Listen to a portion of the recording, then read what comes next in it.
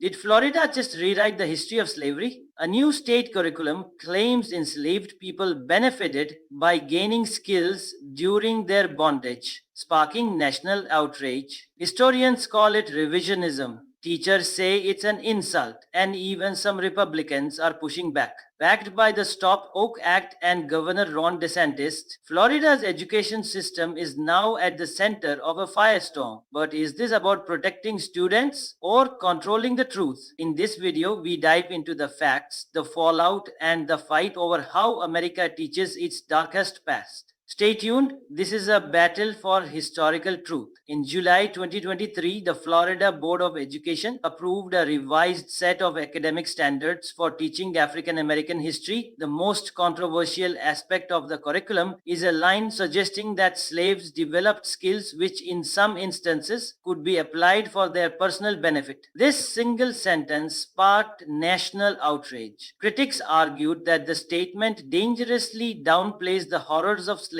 by implying that there was a silver lining for those who were enslaved. The curriculum update was seen as part of a broader trend in Florida under Governor Ron DeSantis' administration, which has pushed to reframe race education. However, many historians, educators, and civil rights organizations strongly disagreed, calling it a distortion of historical fact. They argued that any benefits enslaved people gained came despite slavery, not because of it. The controversy quickly became national news, drawing attention to how history is being politically weaponized in school systems. Florida's attempt to reframe slavery reflects deep divisions over race, education, and political ideology in America today.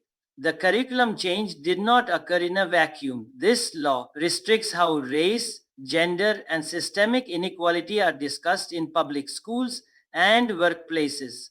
DeSantis and his allies argue that children should not be made to feel uncomfortable or guilty about America's past. They have labeled many diversity, equity, and inclusion programs as woke indoctrination and have aimed to eliminate them. The law bans teachings that suggest a person is inherently racist or should feel guilt because of their race. As a result, topics like white privilege, reparations, and systemic racism have been sidelined or erased from public education. The revised slavery standards are viewed as a product of this ideology. Critics say the law is being used to whitewash history and promote a conservative political narrative. Supporters argue it protects students from divisive or political content.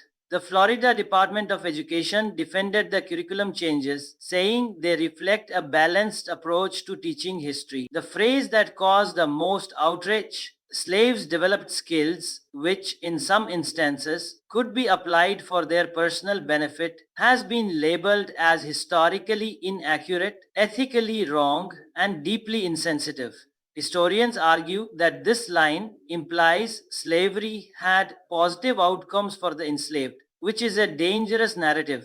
It ignores the brutality, dehumanization, and generational trauma caused by slavery. Enslaved people were forced to work under extreme conditions, often beaten, separated from families, and denied any personal freedom, suggesting that they benefited because they learned skills like blacksmithing or carpentry is equivalent to glorifying oppression.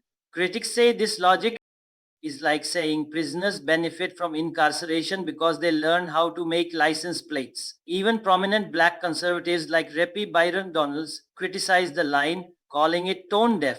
The Florida Department of Education doubled down on the wording, releasing examples of individuals who later used their skills after emancipation. But historians clarified that any success was due to personal resilience, not because slavery was beneficial. Another part of the revised curriculum that sparked backlash is how it presents racial violence, particularly during Reconstruction and the Jim Crow era. The new standards instruct educators to teach that violence occurred against and by African Americans. Critics say this language falsely suggests equivalency between victims and perpetrators of racial violence. During Reconstruction and the early 20th century, black communities across the South were targeted in horrific acts of racial terror, including lynchings, church burnings, and massacres in places like Tulsa, Oklahoma, and Rosewood, Florida. These acts were overwhelmingly carried out by white supremacist groups like the Ku Klux Klan. By stating that both groups committed violence equally, the curriculum distorts historical fact and obscures the truth about systemic racism. State Senator Geraldine Thompson, who helped bring the 1920 Ocoa massacre into school curricula, accused the new language of shifting blame onto African Americans. Educators warn that this approach misleads students and denies the deep injustices black Americans faced after emancipation. Such framing undermines the gravity of historical atrocities and attempts to rewrite painful chapters of American history. Teachers across Florida have voiced strong opposition to the new curriculum, calling it a distortion of historical truth. The Florida Education Association, FIA, the state's largest teachers union, condemned the revised standards, saying they promote a misleading and harmful version of history. Many educators worry about being forced to teach material they fundamentally disagree with, fearing repercussions if they challenge the official curriculum.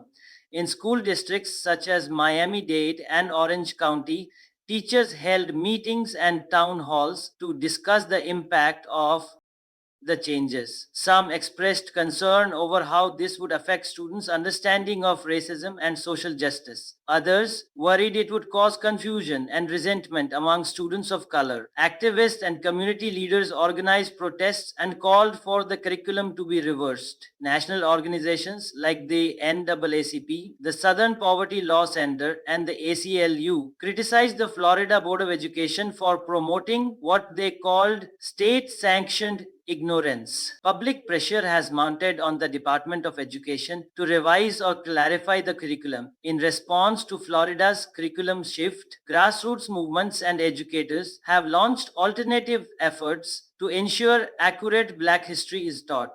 One major development has been the creation of freedom schools and community-based educational programs. These initiatives are inspired by civil rights share models and aim to teach comprehensive African American history, covering slavery, resistance, Reconstruction, Jim Crow, civil rights, and modern struggles for equality. Nonprofits and civil rights groups like the NAACP and Urban League have joined hands with educators to provide online modules, after-school classes, and history workshops for students and parents. The controversy has also sparked national conversations about how history is politicized in classrooms. Several states like California, Illinois, and New York have pushed to double down on inclusive history standards in response. Legal challenges may also arise against the Florida law and curriculum, potentially reaching federal courts.